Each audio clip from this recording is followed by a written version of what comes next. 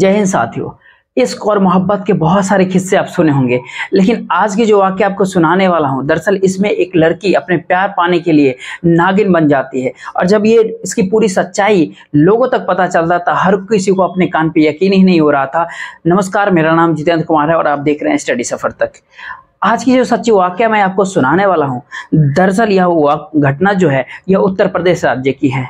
और उत्तर प्रदेश राज्य का एक जिला पड़ता है मथुरा, और इसी मथुरा का एक थाना पड़ता है छाती, और इसी छाती थाने के अंतर्गत ही एक इलाका पड़ता है मंगरौली। और इसी मंगरौली के रहने वाला हाकिम सिंह की पत्नी का नाम रामावती देवी होती है, और उसी की टोटल 3 बेटियां होती है, जिसमें से दूसरे नंबर की जो बेटी होती है उसका नाम अर्चना होता है। और अर्चना, जिसका उम्र जो है लगभग 24 साल के आसपास है, जो अपने ही इलाके से हाई स्कूल की पढ़ाई कर रही थी। अर्चना जैसे दहलीज के पे कदम रखती है, वो हाकिम सिंह अपनी बेटी से कहता है कि मैं चाहता हूं कि तुम्हारी शादी अब कर दें।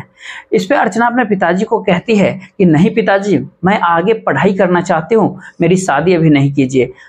अर्चना जितनी खूबसूरत थी उतना ही पढ़ने में भी तेज थी, इसीलिए हाकिम सिंह अपने बेटी का आगे की पढ़ाई करने के लिए वो हाँ कह देता है। हाकिम सिंह के पड़ोस का रहने वाला राम सिंह होता है, और राम सिंह और हाकिम सिंह दोनों एक ही समुदाय के नहीं है, बल्कि दोनों के घरों में काफी नजदीकियां भी है। राम सिंह के इस साला का जो लड़का है, रामेश्वर उसका नाम होता है। रामेश्वर, जिसका उम्र है लगभग 25 साल के आसपास, जो बीए की पढ़ाई कर रहा था। रामेश्वर जो शेरगंज थाने के अंतर्गत कन्हेरा गांव का रहने वाला होता है। एक दिन रामेश्वर जब अपने बुआ के घर पे जाता तो वहीं पे रामेश्वर की पहली बार जो मुलाकात है वो अर्चना से हो जाती है। और रामेश्वर जब पहली बार अर्चना को देखता है तो अर्चना की खूबसूरती को देख पहली नजर में ही उसे अपने दिल दे बैठता है। और उसके बाद से अब रामेश्वर अर्चना के नजदीक पहुंचने के लिए अक्सर अपने बुआ के घर लगातार आना जाना शुरू कर देता है। रामेश्वर जब बार बार अपने बुआ के घर पे आता जाता है, उस बीच में कई बार अर्चना से बातचीत भी करता है। बातचीत करते करते आखिरकार रामेश्वर और अर्चना के बीच में प्रेम प्रसंग शुरू हो जाता है। दोनों के बीच में मोहब्बत हो जाती है, प्यार हो जाता है। इसके बाद से दोनों एक दूसरे से लगातार मुलाकात भी करते रहते हैं। जैसे ही कुछ महीनों का समय बीतता है, एक दिन इस बात की जो जानकारी है वो अर्चना के माता पिता को पता चल जाता है। अर्चना के पिता हाकिम सिंह को जैसे ही इस तरह की बातें पता चलता है कि उसकी बच्ची का रामेश्वर के साथ प्रेम प्रसंग चल रहा है, इस बात पे हाकिम सिंह काफी गुस्से में आ जाते हैं। हाकिम सिंह अपने पड़ोसी का जो रहने वाला राम सिंह होता है उससे मुलाकात करता है और कहता है कि तुम अपने घर पर रामेश्वर का आना जाना बंद करवा दो, क्योंकि रामेश्वर मेरी बेटी को फंसाने का पूरी प्रयास कर रहा है। हाकिम सिंह जैसे इस तरह की बात राम सिंह से कहता है, राम सिंह भी सुन करके काफी गुस्से में आ जाता है, और राम सिंह और रामेश्वर को फटकारते हुए डांटते हुए कहता है कि अब तुम मेरे घर पे तभी आना जब कोई खास जरूरी काम हो, इस तरह से मेरे घर पे बार बार बिल्कुल भी मत आना। राम सिंह जैसे इस तरह की बातें रामेश्वर से कहता है, तब जाकर के रामेश्वर को यह पता चलता है कि शायद अर्चना के घर परिवार वालों को इन दोनों के प्यार के बारे में पता चल चुका है। उसके बाद से हाकिम सिंह अपनी बेटी का घर से बाहर जाना भी निकलना बंद करवा देता है, जिसके कारण से अर्चना और रामेश्वर का मुलाकात ही नहीं हो पाती है। लेकिन दोनों फोन के जरिए अक्सर एक दूसरे से बातचीत किया करते थे।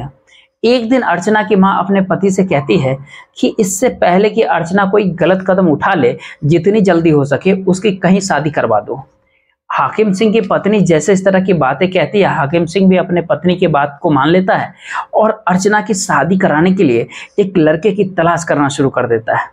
इसी लड़के के सिलसिले में तलाश में जब वो बाहर निकला तो पड़ोस का रहने वाला राम सिंह से मुलाकात फिर करता है और कहता है कि मैं अपनी बेटी के लिए एक लड़के का तलाश कर रहा हूं, अगर तुम्हारे नजर में कोई लड़का ऐसा है तो तुम मुझे बता दो।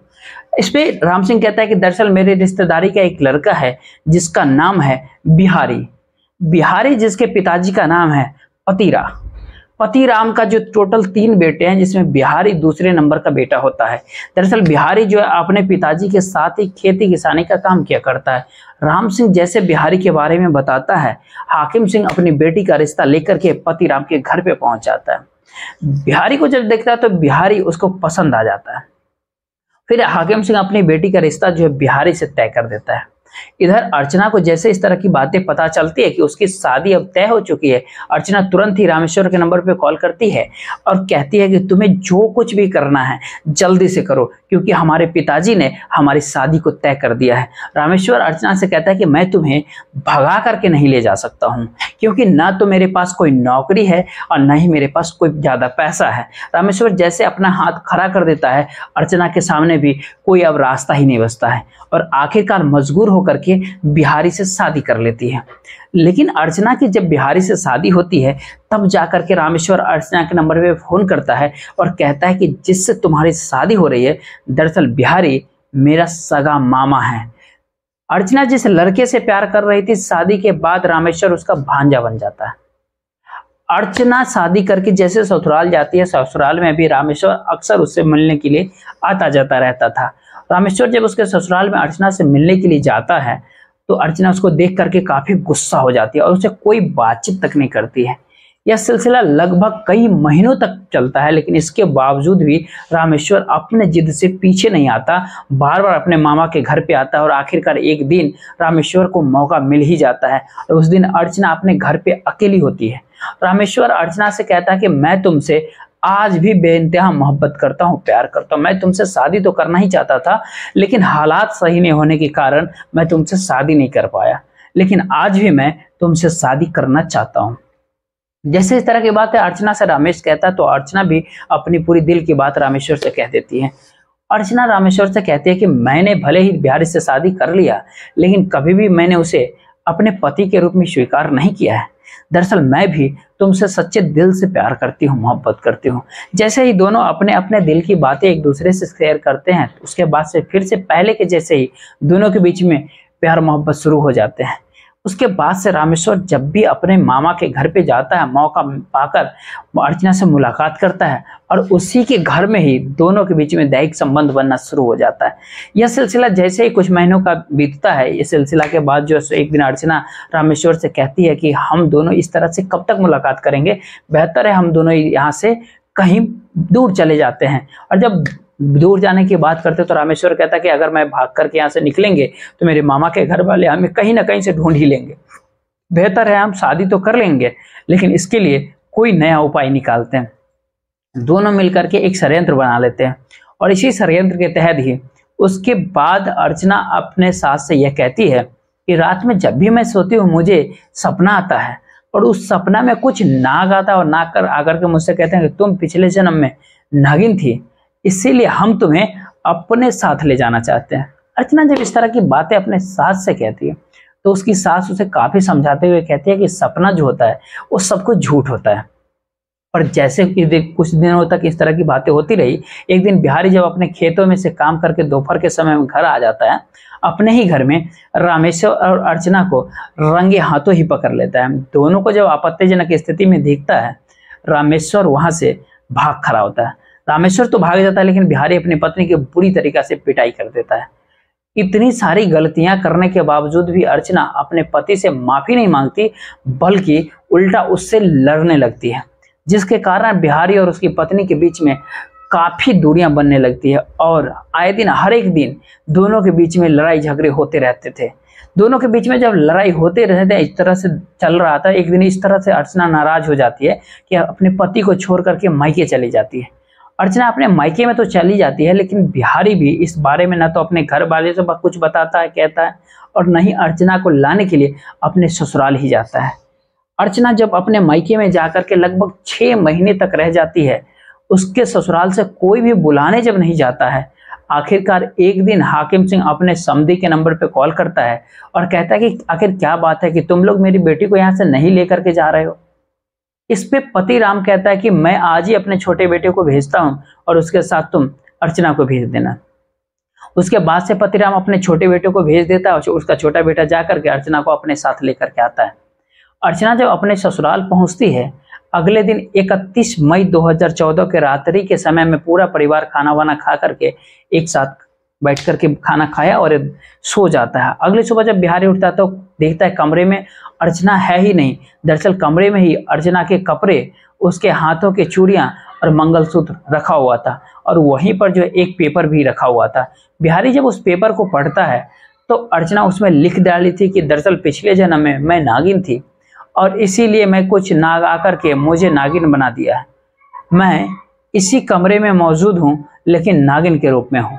जैसे ही तुम लोग मुझे देखोगे मुझे ले जा करके जंगल में छोड़ देना। बिहारी जैसे लेटर पढ़ता है अपने कमरे की पूरी तलाश करता है, पूरा ढूंढता, कमरे की जब तलाश करता है तो आखिरकार उसके कमरे में एक काले कलर के नागिन दिखाई देते हैं।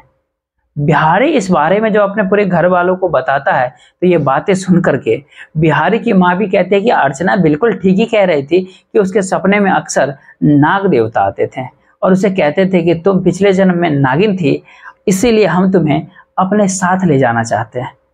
जैसे इस तरह के लेटर में वो घर परिवार वालों को पढ़ करके बताता है, बिहारी के घर परिवार वाले इस बात की सूचना हाकिम सिंह को दे देते हैं। हाकिम सिंह को जैसे इस तरह की बातें पता चलती कि उसकी बच्ची नागिन बन चुकी है, हाकिम सिंह अपने पत्नी को लेकर के अपनी बेटी के ससुराल में पहुंच जाता है और उस काली कलर नागिन को अपने साथ लेकर के अपने घर चला जाता है। लेकिन नागिन को लेकर के अपने घर पे जाता है, आस पड़ोस के में काफी सारे लोगों को ये बात की जानकारी मिल जाती है। जैसे ही लोगों को यह बात पता चलता है, लोग देखने के लिए हाकिम सिंह के घर पे पहुंच जाते हैं, आना जाना शुरू कर देते हैं। इस बात की जब जानकारी हाकिम सिंह के गांव के पड़ोस का रहने वाला दो सफेरा को पता चलता है, जिसमें से एक का नाम है अमर और दूसरे का नाम है सोनू, दोनों नागिन को देखने के लिए हाकिम सिंह के घर पे आ धमकते हैं। अमर और सोनू जब उस नागिन को देखते हैं तो देख करके कहते हैं कि दरअसल ये नागिन नहीं, नाग है और इसका जहर का थैली निकाल दिया गया है, जिसके कारण ये किसी को काट नहीं रहा है। जैसे ही ये दोनों सफेरे इस तरह की बातें हाकिम सिंह से कहता है, अब हाकिम सिंह को यह लगता है कि शायद उसके ससुराल वाले अर्चना को कहीं गायब कर दिए हैं और हमें बरगलाने के लिए एक नाग को पकड़ा दिए हैं। हाकिम सिंह आगे पीछे कुछ भी नहीं सोचता और नजदीकी पुलिस स्टेशन जाकर के अर्चना के ससुराल वाले के ऊपर नया मुकदमा दर्ज करवा देता है।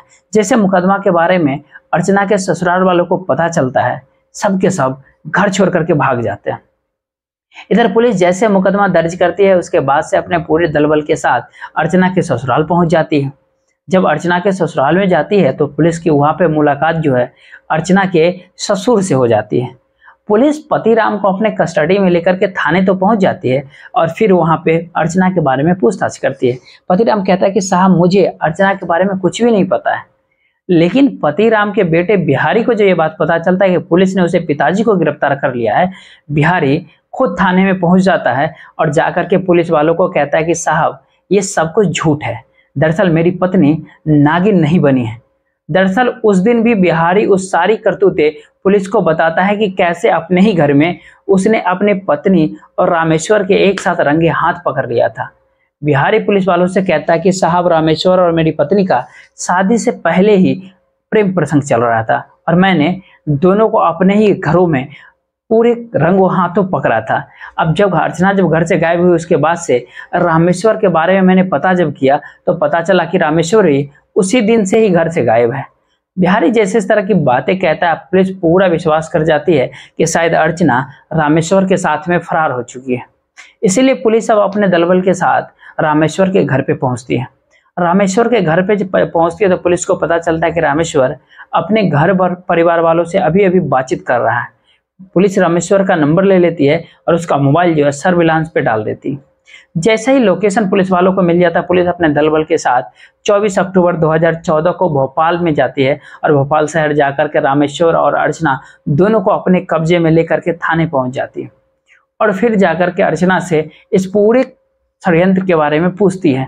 अब पुलिस वालों से अर्चना कहते हैं कि साहब मैं रामेश्वर से बेपनाह इश्क करता हूँ, मोहब्बत करता हूँ। दरअसल मैं रामेश्वर से शादी भी करना चाहती थी, लेकिन मेरे परिवार वाले रामेश्वर से शादी नहीं किए। लेकिन जब मेरी शादी बिहारी से हो गई तब मुझे पता चला कि बिहारी रामेश्वर का मामा है। रामेश्वर शादी के बाद जब अपने मामा के घर आया, जब मेरी उससे मुलाकात हुई, बातचीत हुई, फिर से हम दोनों के बीच में प्रेम प्रसंग शुरू हो गया। इसीलिए हम दोनों शादी करने का एक नया प्लान किया और हमें पता था अगर हम घर छोड़ करके भागेंगे मेरे ससुराल वाले कहीं ना कहीं से मुझसे ढूंढ ही लेंगे मुझे। इसीलिए अपने आप को नागिन घोषित करने के लिए हम दोनों जाकर के मार्केट से काला सांप खरीद करके लाया और ला करके उसे मैंने अपने घर में रख दिया और मैंने लेटर में यह लिख दिया कि मैं पिछले जन्म में नागिन थी, इसीलिए नाग देवता मुझे अपने साथ ले जाना चाहते हैं। वाकई में जब ये कहानी पूरी बताती है, पुलिस वालों को बताती है अर्चना, तो इसे सुनने के बाद किसी को भी अपने कानों पे यकीन ही नहीं हो रहा था। फिलहाल इसको पुलिस ने रामेश्वर को, अर्चना को भगा ले जाने के जुर्म में जेल भेज दिया।